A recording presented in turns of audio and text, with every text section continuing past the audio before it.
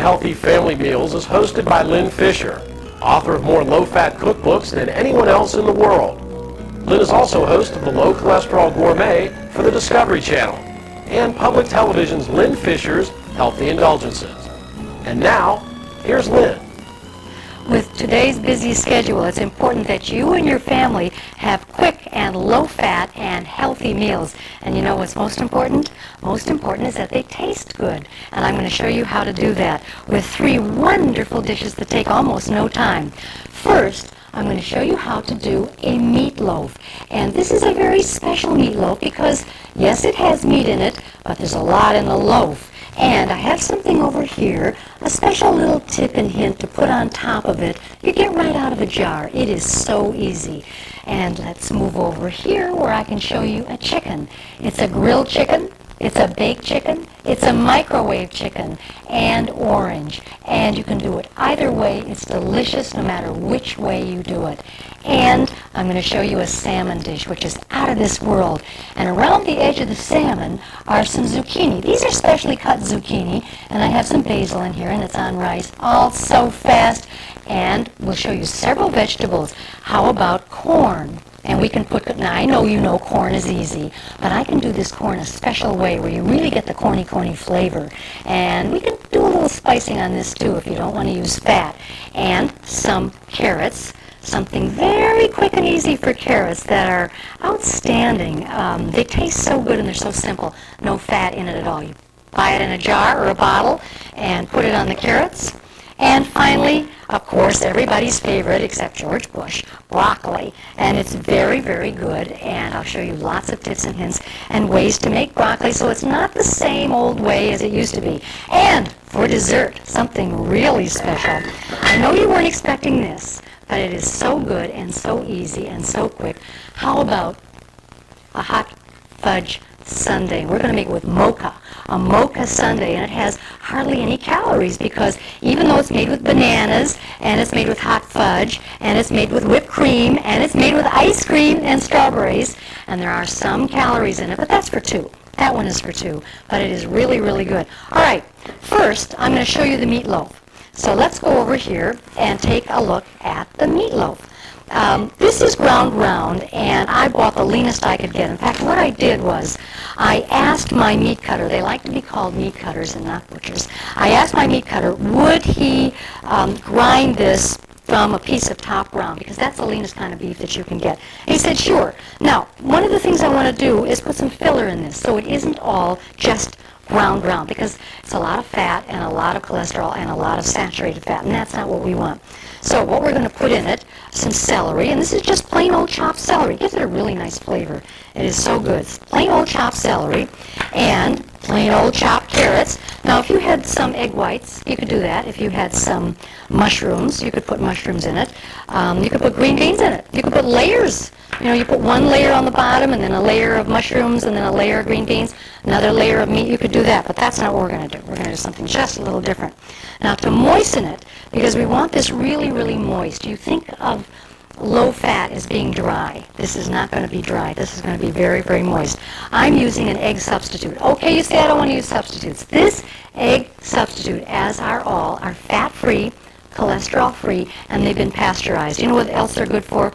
They're good for Caesar salad. They're good for eggnog.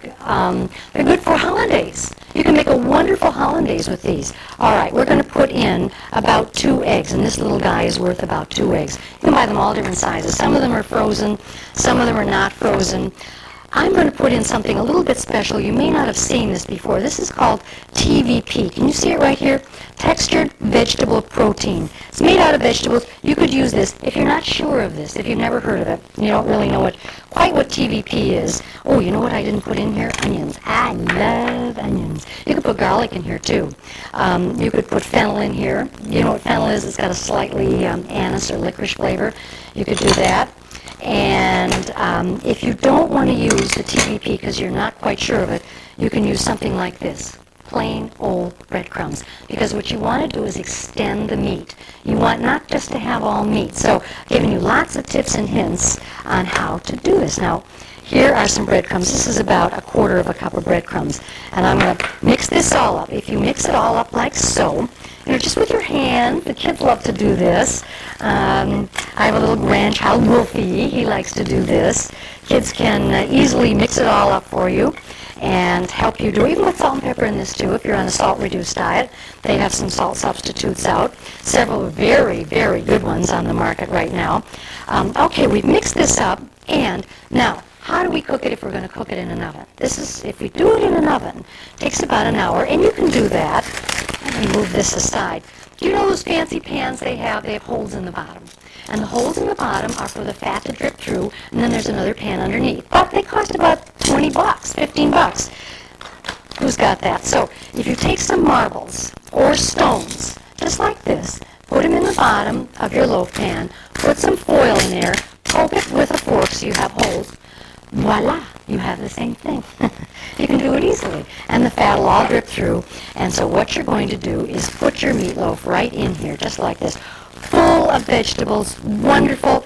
Now, if you didn't have the foil, and you just put it on top of the marbles, you could put it in the microwave for about 15 or 20 minutes, and it'll cook up beautifully. That's dinner in a flash. You have it so fast. If you want to put it in the oven, you can use the foil, but you can only use the foil in the oven, and that's about an hour. Now, you can put ketchup on the top of this now if you want to. But you know that special topping I showed you? The last 5 or 10 minutes, you can put that on. And I'll show it to you right now. Let's move this aside because I want to prop this up and just kind of, like show it to you. So this is a special topping, and it's just, you just buy it at the store. It's just like a pasta topping. You can buy any kind you want. This one happens to be vegetarian. You could use salsa if you wanted to. And you just put it on the top, or you could just use plain ketchup. And you can do it the whole time it cooks. Or you can put it on the last 5 minutes. These meals are so simple. You can make mistakes. You can do it wrong. You can do it right, and it's going to be good. It's going to taste good because you've made it taste good. You can put some spices in this meatloaf, too. I'll tell you what would be good. You could put a little chili powder in it. You could put cumin in it. You could make it go a little bit Italian. There's a lot of different things that you could do with a meatloaf to make it taste really, really good. But these are some ideas now to help you with make a very low-fat meatloaf. And we will dress it up with some vegetables in just a moment. And I'm going to put this meatloaf aside, put this top on. And because I've been working with raw meat, and even though I'm going to be working with raw chicken, I'm going to wash my hands anyway. And I'm going to be working with other raw chicken, so I'm not going to use soap this time. But I try every time I work with anything raw to use soap and to wash off my hands really, really well. Okay, here is the chicken. I want to show you this, because this is the way you get your chicken from the market. It is just awful.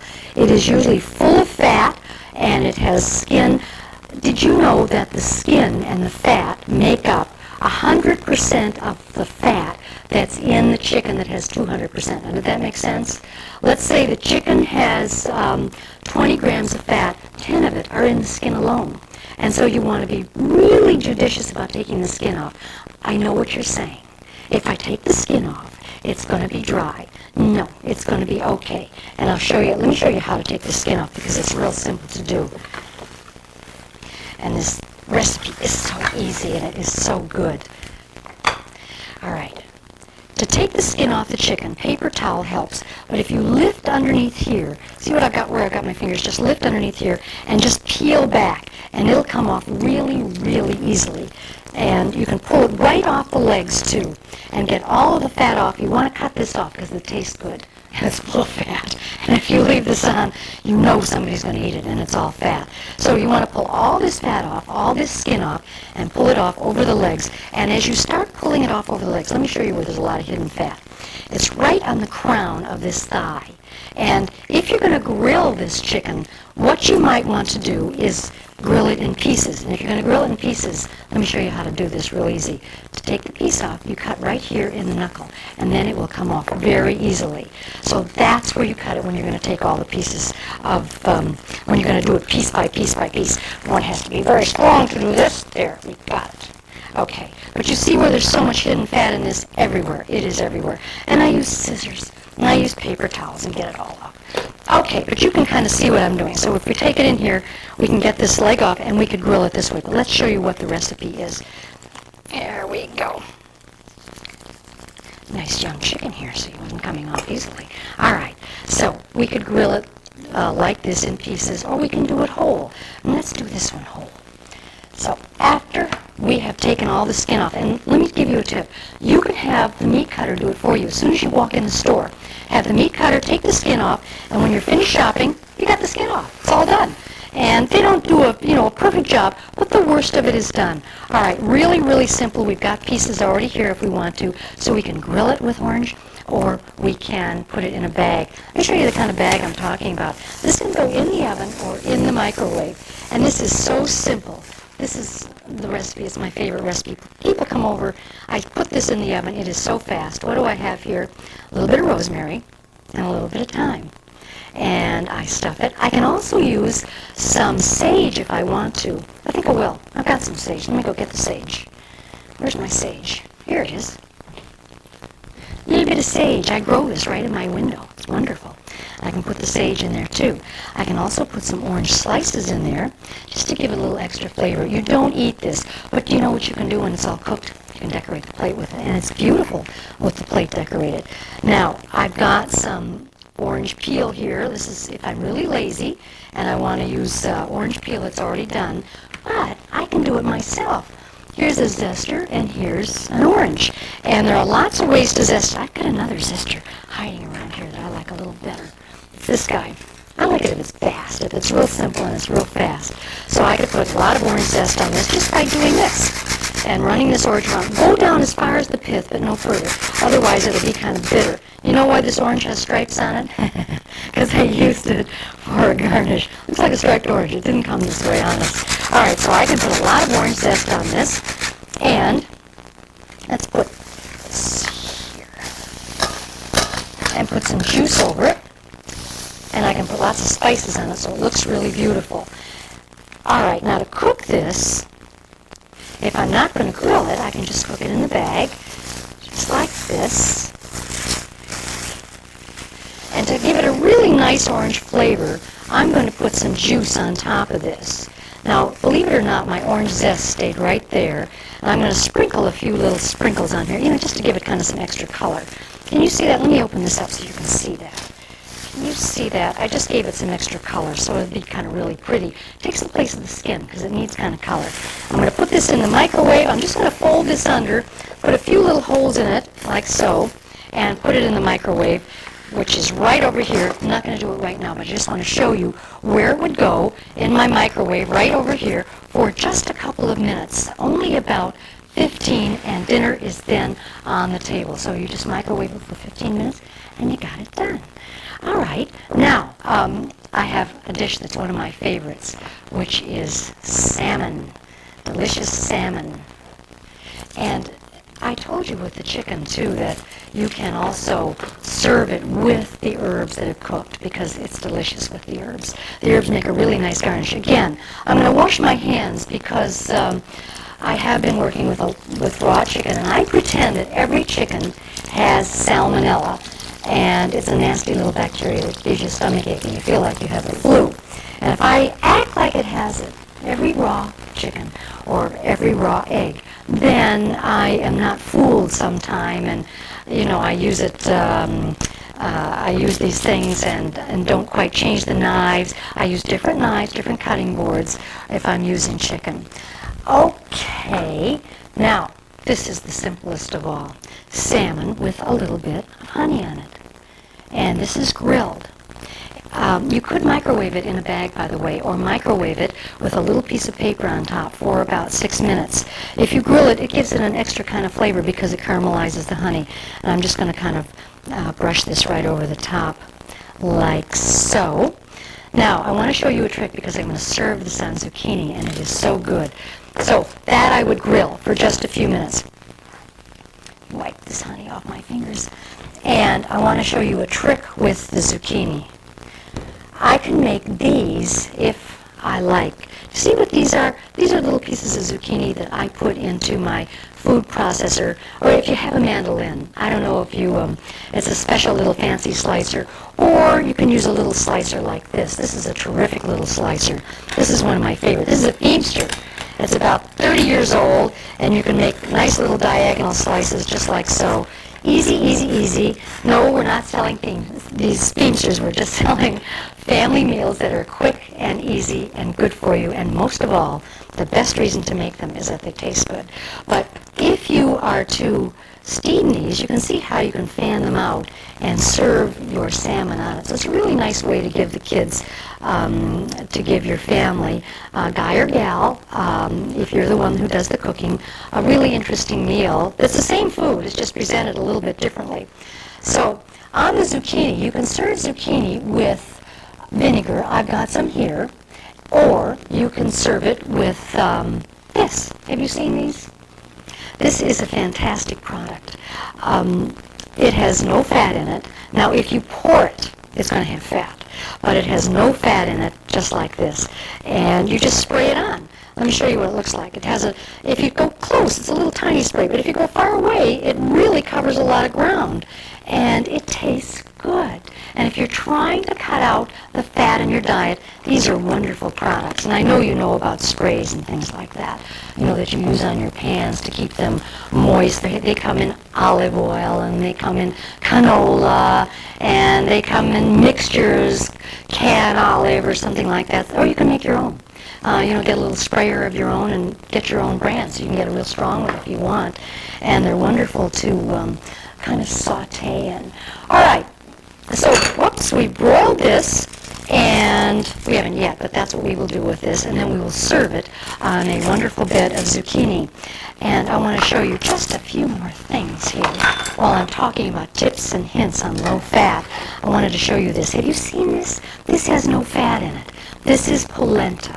And polenta is nothing more but cornmeal. Now, it's called polenta when it's Italian. It's the Italian version. It is different types of cornmeal. Some is very fine, some is very heavy.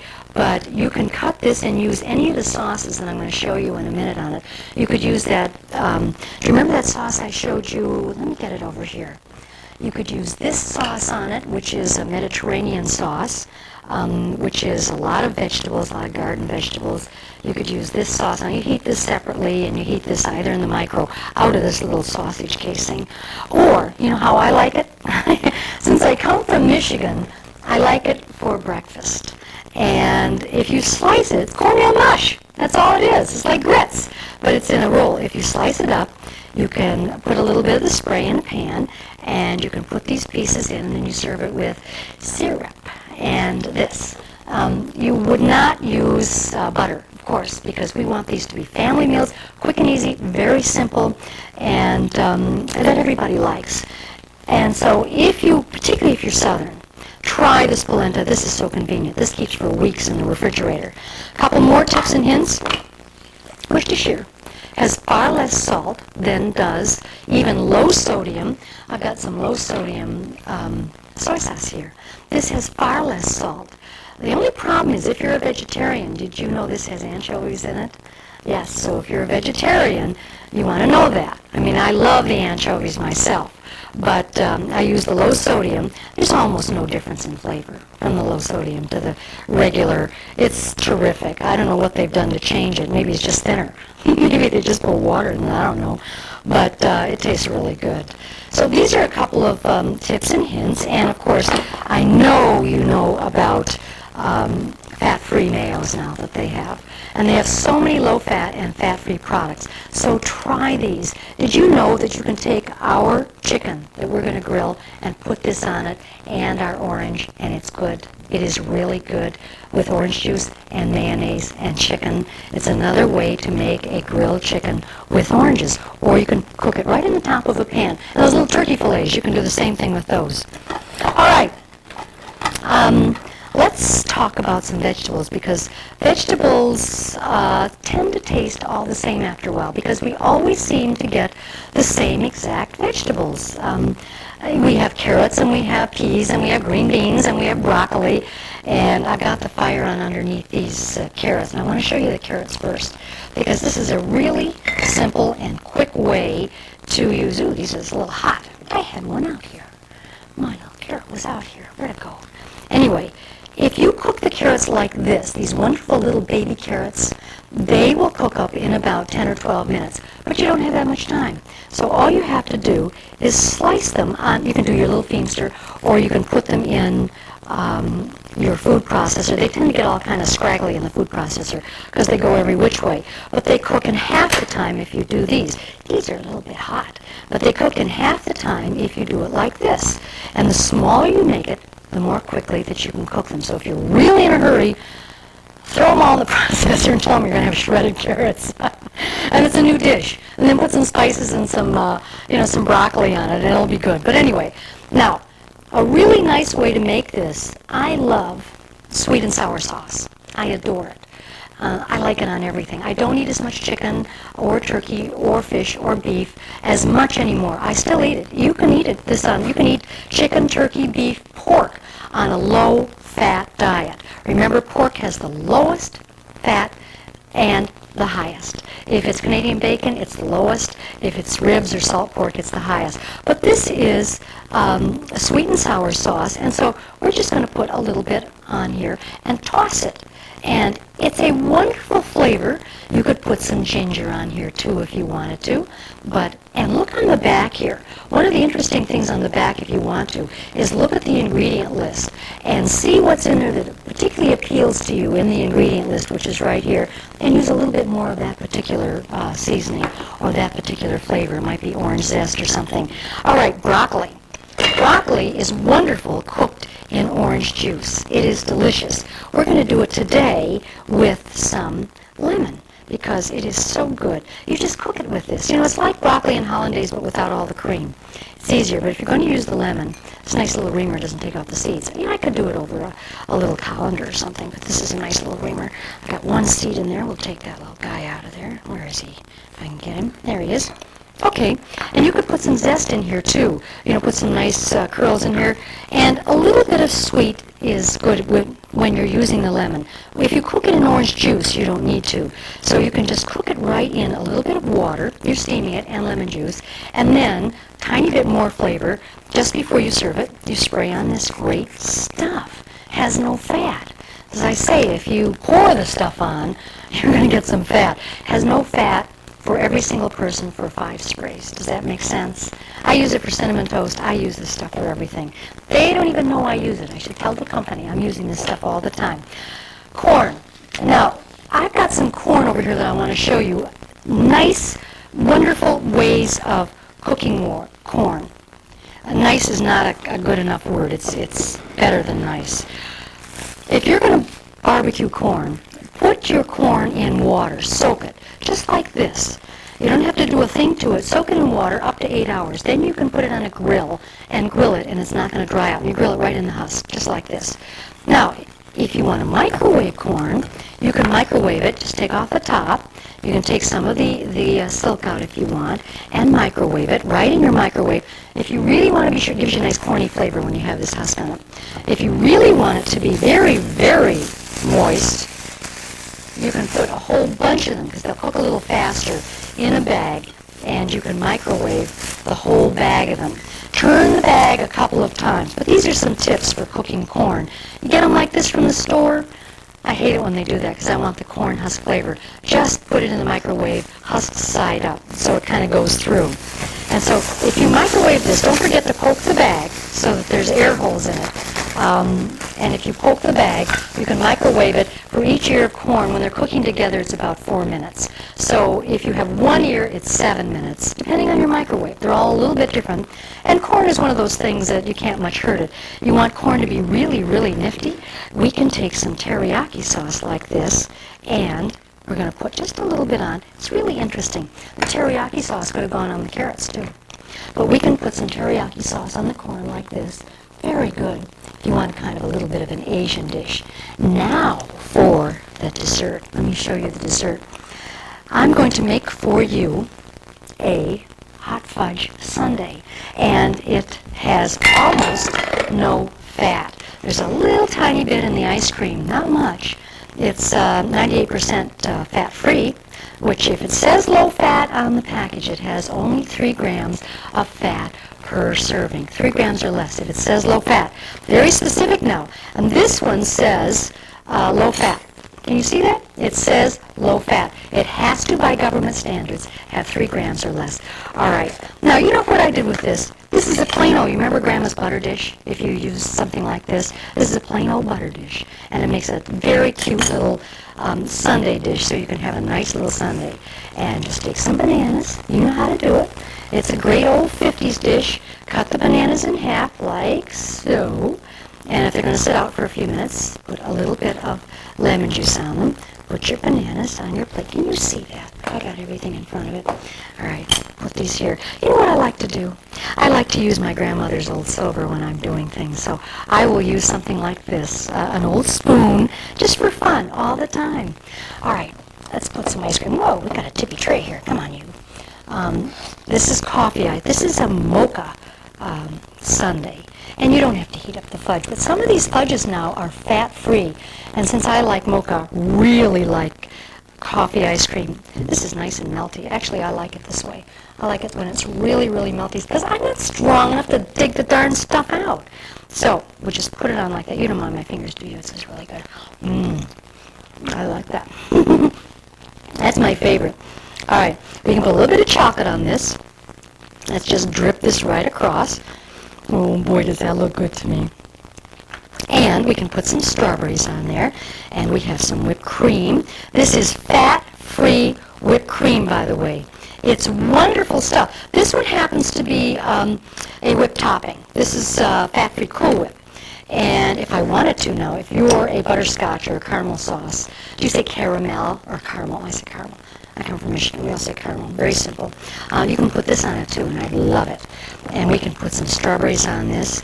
And this whole dish is probably about 150 calories, maybe 200.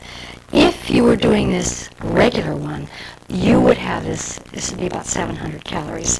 So when you want healthy family meals that are quick and satisfying and easy, these are the healthiest meals that you can imagine.